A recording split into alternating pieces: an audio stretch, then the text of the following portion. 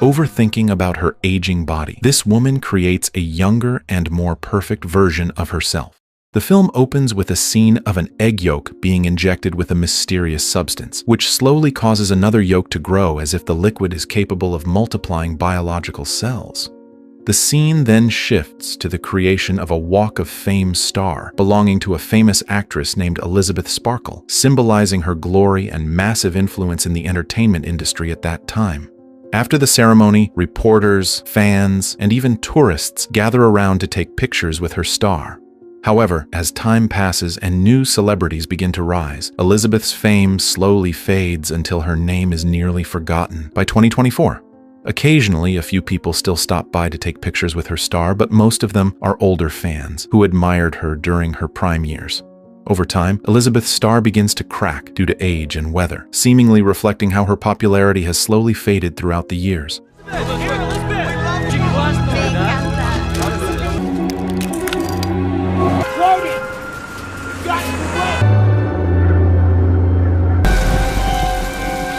In the present day, Elizabeth is still working in the entertainment industry as the host of a TV aerobics program called Sparkle Your Life, which airs every week. Props! You want to look like a giant jellyfish on the beach? Kick! Kick! Come on! All right, I hope I see you next week for Sparkle Your Life. Take care of yourself. On her 50th birthday, everyone congratulates her after filming ends. However, when she is about to use the restroom, Elizabeth is forced to enter the men's restroom because the women's restroom is broken. There, she accidentally overhears the producer of the show, Harvey, telling his staff to immediately find a replacement host because Elizabeth is considered too old for the program. Harvey no longer cares about Elizabeth's achievements or past fame. To him, all that matters is finding someone younger and more attractive to boost the show's ratings. Find me somebody new, now. We need her now. We need her hot. We need her young. After hearing that, Elizabeth is deeply hurt and can only stare at herself in the mirror, realizing that her age and appearance are no longer what they used to be. Shortly afterward, Harvey suddenly invites Elizabeth to have lunch with him. During the conversation, Harvey subtly makes it clear that he plans to replace her because he believes she has become too old for the show. Hearing this leaves Elizabeth devastated, and she quietly accepts Harvey's decision as the producer. On her way home, Elizabeth notices that her billboard has already been replaced, causing her to lose focus and get into a car accident. Fortunately, she only suffers minor injuries. Still devastated by Harvey's decision, Elizabeth breaks down in tears and barely pays attention to the doctor explaining her condition. My wife is a huge fan. Oh, you are good to go. Happy birthday. After the doctor leaves, a nurse named Robin, who has a strange wound on his hand, examines Elizabeth's spine and tells her that she is a suitable candidate. You're a good candidate.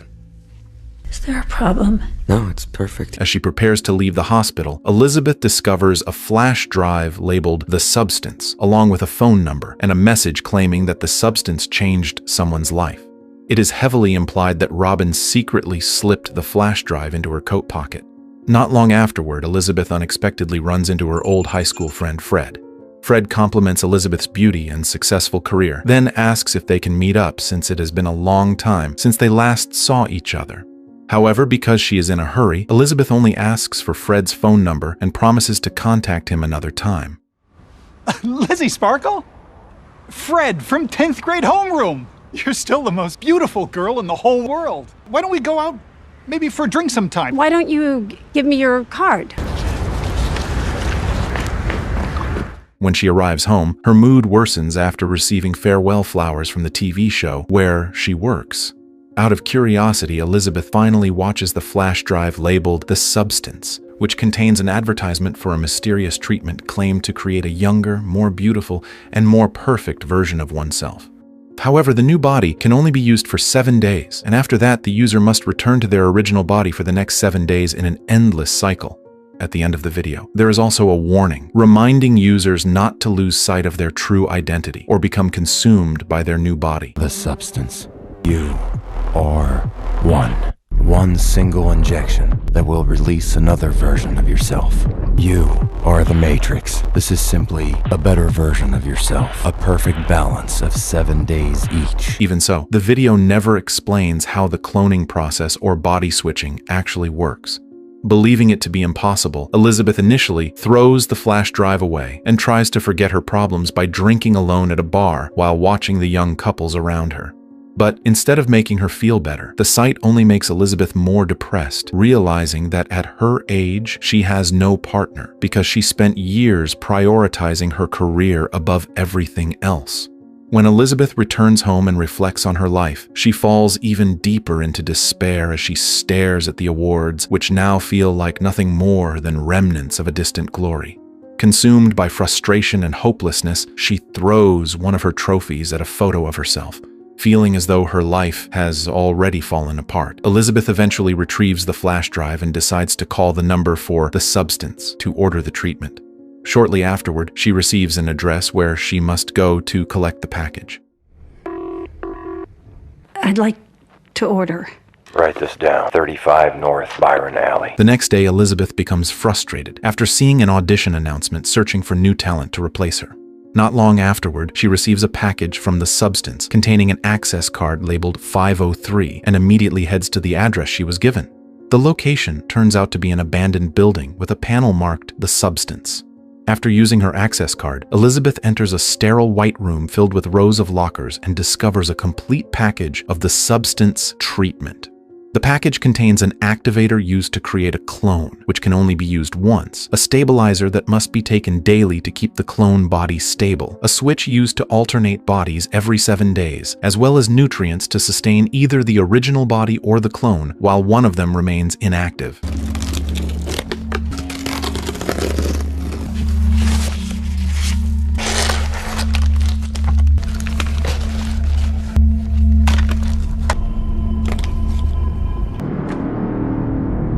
The instructions also emphasize that the original body and the clone are still one consciousness, meaning users must never lose sight of who they truly are. Without hesitation, Elizabeth injects the activator into her body. At first, nothing happens, but moments later, her clone suddenly emerges from her back as if a living cell were dividing itself. It is then revealed that Robin's examination of Elizabeth's spine at the hospital was directly connected to this process. Elizabeth's original body collapses onto the floor, while her consciousness awakens inside the body of her clone, a younger, beautiful, and attractive woman named Sue.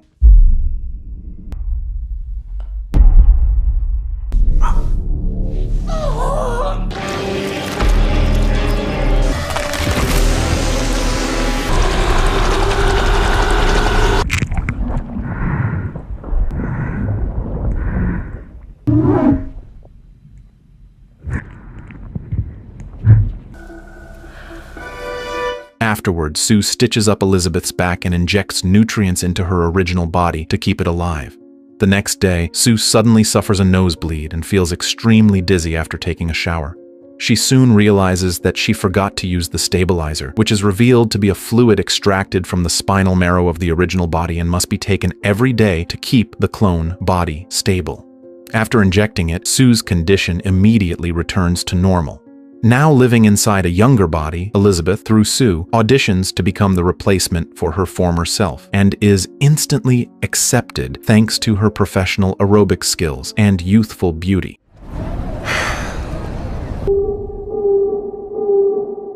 Next! Please say your name, age, measurements. Sure is in the right place this time. I'm Sue.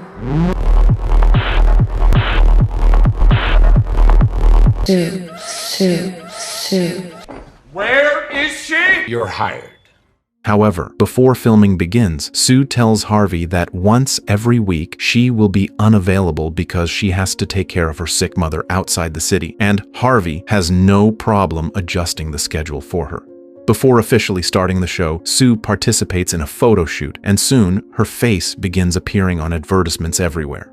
As the days pass, Sue continues training while regularly using the stabilizer until eventually 1 full week goes by and the nutrients sustaining Elizabeth's original body begin to run out. Sue then uses the switch to exchange bodies with Elizabeth once again. Blood slowly flows between the two bodies until Elizabeth finally regains consciousness in her original body, though she experiences intense pain in her back because the wound had been stitched without anesthesia. After fully waking up, Elizabeth realizes she cannot completely remember everything Sue did during the past week, almost like trying to recall fragments of a dream after waking up. Afterward, Elizabeth reconnects the nutrient infusion to Sue's body to keep her clone alive. The next day, Elizabeth goes to the filming location to collect her personal belongings. Harvey personally returns them to her and even gives her a farewell gift, a cookbook. After that, Elizabeth spends most of her time at home, marking the calendar so she won't forget the body-switching schedule. The only reason she leaves the house is to pick up nutrient refill packages from the substance, and 7 days later, it is Sue's turn to come back to life. There were issues where moving about. As time passes, Elizabeth, while living inside Sue's body, gradually begins to hate and feel ashamed of her aging original body. Because of this, Sue breaks through the bathroom wall to create a hidden room where Elizabeth's original body can be kept out of sight.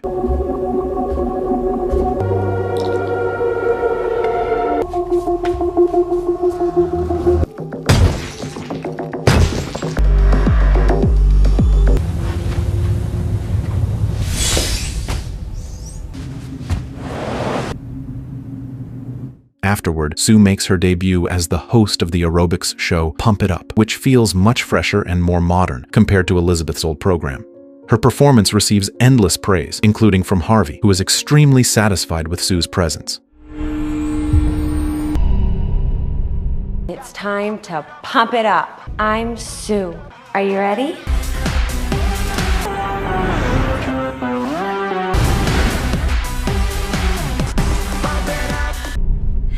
Thank you so much, everybody.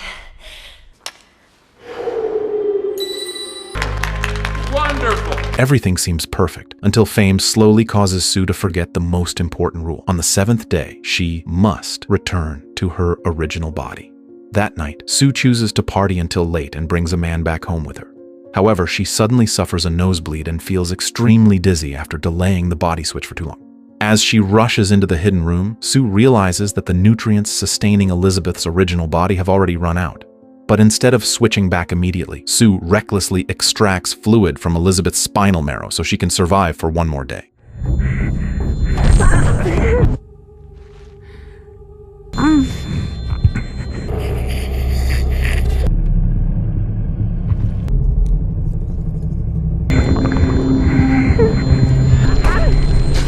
You seem even more beautiful than before. When Elizabeth finally returns to her original body, she is horrified to discover that one of her fingers has aged and decayed much faster than the rest of her body. It becomes clear that this happened because Sue violated the 7-day switching rule in order to prolong her life as the clone. Panicking, Elizabeth contacts the substance and begs them to restore her body while blaming Sue for breaking the rules. However, the man on the phone explains that all of these changes were ultimately caused by Elizabeth herself while living as Sue. After all, Sue is simply another part of Elizabeth's consciousness acting on her own desires. Before ending the call, the company once again warns Elizabeth not to become consumed by her clone body.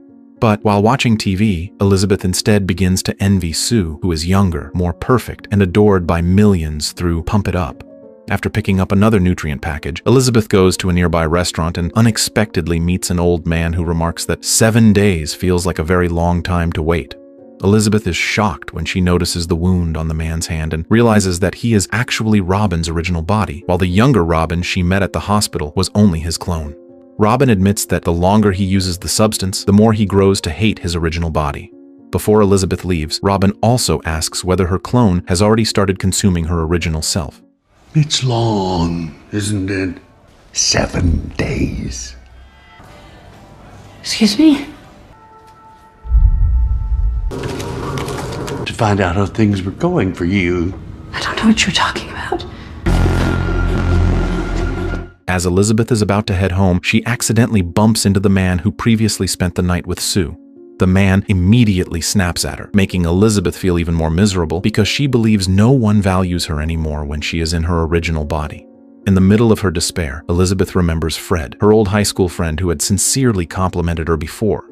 She quickly contacts Fred and agrees to meet him that evening. As the time approaches, Elizabeth desperately tries to look perfect, repeatedly fixing her makeup because she feels she can never be as beautiful as Sue. However, the moment she sees Sue's giant billboard through her window, her confidence completely shatters. Elizabeth realizes that no matter how hard she tries to improve her appearance, she will never be able to compete with Sue's beauty. Frustrated and overwhelmed, she ruins her makeup, messes up her hair, and ultimately chooses to ignore Fred, who has been waiting for her.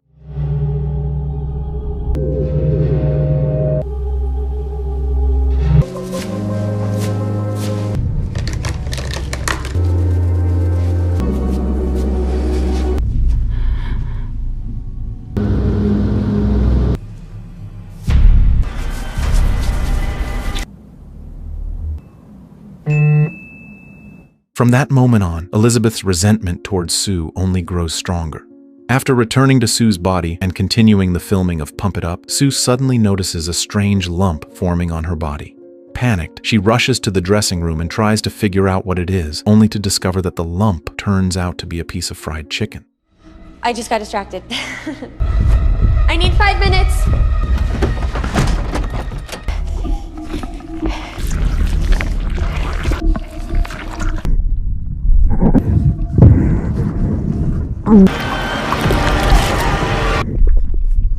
Fortunately, all of it is nothing more than a nightmare that occurs as Elizabeth switches back into Sue's body.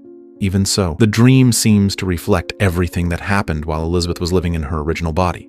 Sue is shocked to find her house filled with leftovers, greasy foods, and junk food, making her realize that Elizabeth has been coping with her emotions by overeating, potentially damaging Sue's body. Frustrated, Sue contacts the substance and complains about the unfairness of the situation, arguing that while Elizabeth spends 7 days relaxing and eating, she is the one constantly working. However, the substance insists that Sue cannot blame Elizabeth because at their core, they are still the same consciousness. At this point, it becomes clear that Sue's desires are slowly separating from Elizabeth's original personality, as if Sue is developing an identity of her own. Wastes 7 days in front of the TV while I barely have any time to enjoy myself. This balance is not working. Remember, there is no she and you are. While living as Sue, Elizabeth becomes increasingly addicted to fame and grows to hate her aging original body, even going as far as breaking the rules. Meanwhile, Elizabeth in her original body becomes more jealous of Sue's growing popularity and takes out her frustration by damaging the clone body through excessive eating. Later, just before filming begins as usual, Harvey calls Sue into his office to announce that Pump It Up has become an enormous success. Because of the show's soaring ratings, Harvey wants Sue to host a live New Year's Eve special, expected to attract around 50 million viewers. We want you to host New Year's Eve show. 50 million viewers. Desperate to preserve her fame, Elizabeth continues living as Sue and delays the body switch far beyond the allowed limit. As a result, Elizabeth's wound on her back worsens and begins to rot. After more than 2 weeks, Sue finally returns to Elizabeth's original body. However, Elizabeth's condition has become horrifying. Her hair has started turning gray and parts of her body are aging at an alarming rate due to Sue repeatedly breaking the body switching rules. It appears that the longer the clone body is used beyond the 7-day limit, the faster the original body deteriorates and ages. Panicked, Elizabeth immediately contacts the substance, only to be told that her body will never return to normal, even if she stops the treatment. This leaves Elizabeth trapped in a painful dilemma. On one hand, she hates Sue for destroying her original body, but on the other hand, she has also become attached to the fame and perfect life her clone has achieved.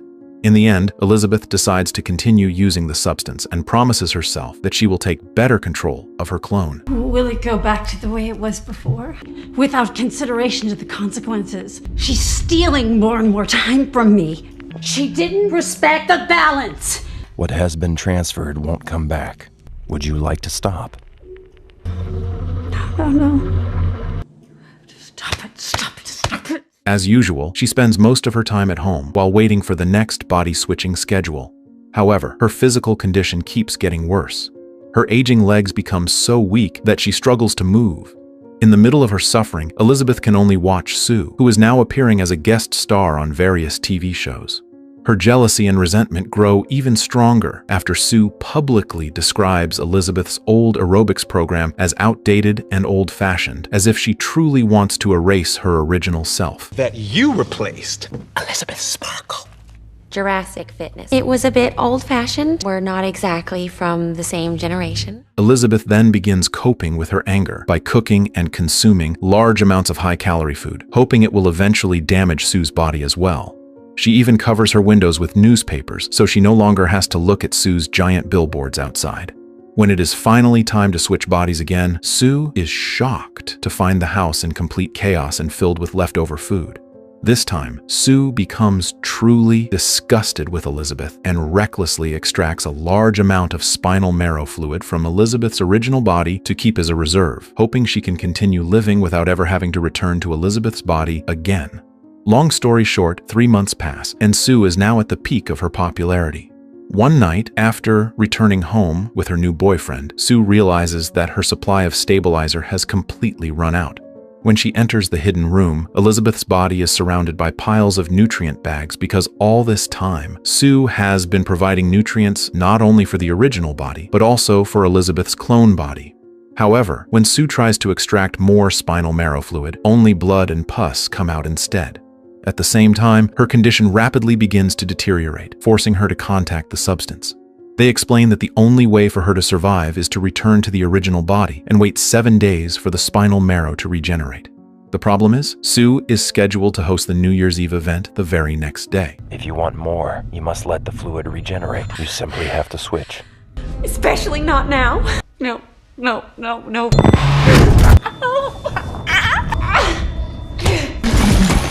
Left with no other choice, Sue reluctantly switches back into Elizabeth's body, which has now become horrifying and almost monstrous in appearance. Seeing her own condition sends Elizabeth into hysteria, and she immediately throws Sue's boyfriend out of the apartment. Elizabeth then decides to stop using the substance and retrieves the termination package from the locker. Once she returns home, Elizabeth drags Sue's body into the living room and injects the termination serum into her.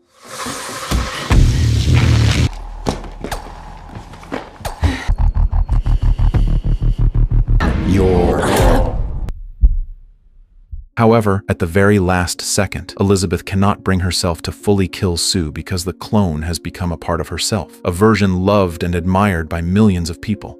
On top of that, Sue is currently at the peak of her career and is about to appear in a massive live event that same night, causing Elizabeth to stop before using the entire serum. Overwhelmed by indecision, Elizabeth recklessly activates the switch before the required time has passed. As a result, Sue comes back to life while Elizabeth remains conscious in her original body. The moment Sue notices the termination injection beside her, she panics and assumes Elizabeth was trying to kill her. Consumed by fear and rage, Sue brutally murders Elizabeth.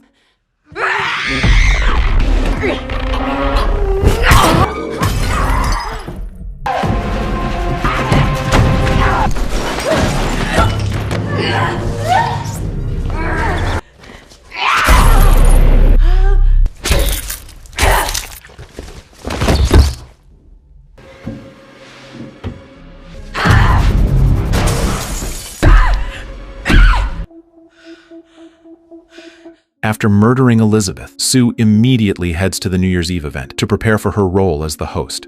However, in the middle of getting ready, she begins suffering from severe dizziness and nausea caused by the effects of the termination serum and the death of the original body, leaving her unable to extract spinal fluid to maintain her stability. As she goes to the restroom, the side effects become even worse, with her teeth starting to fall out one by one, while the event is only moments away from beginning.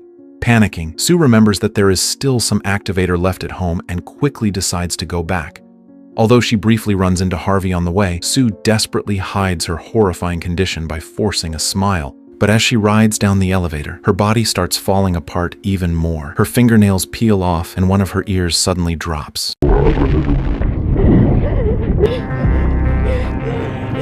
Once she arrives home, Sue immediately injects the remaining activator, hoping it will create a younger and more perfect version of herself so she can still appear at the New Year's Eve event. However, she forgets one crucial rule. The activator is only meant to be used once and was never intended for clone bodies. As a result, Sue's body undergoes a horrifying mutation and transforms into a grotesque creature formed from both herself and Elizabeth, a monster that could only be described as Elisa Sue. Because the event is about to begin, the Elisa Sue monster stubbornly continues getting ready, putting on her blue dress despite her body having transformed into something horrifying. She even straightens the few strands of hair she has left, then attaches a photo of Elizabeth's made-up face as a mask.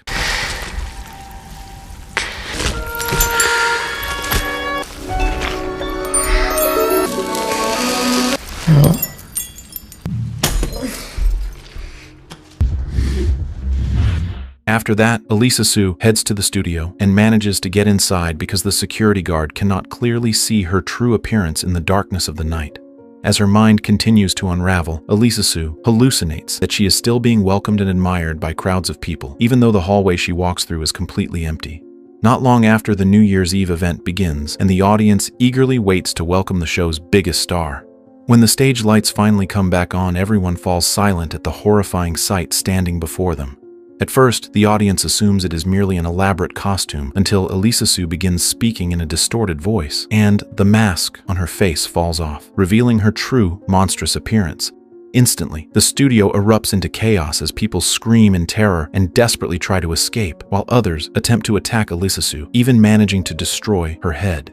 However, Elisa Sue's body continues regenerating, and severed limbs spray blood throughout the entire studio.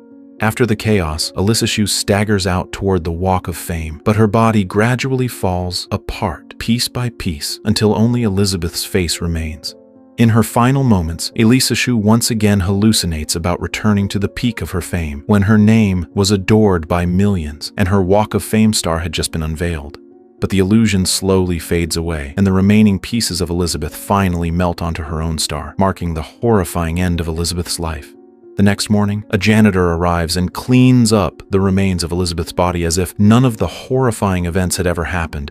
The film shows that the more Elizabeth chases perfection, the more she loses the truly valuable things in her life, such as genuine relationships, self-appreciation, and acceptance of who she really is. In the end, what destroys Elizabeth is not old age, but her hatred toward herself. Beauty, popularity, and fame will eventually fade away, and when someone builds their self-worth entirely around those things, they will ultimately lose themselves once everything disappears. And with that, the story comes to an end.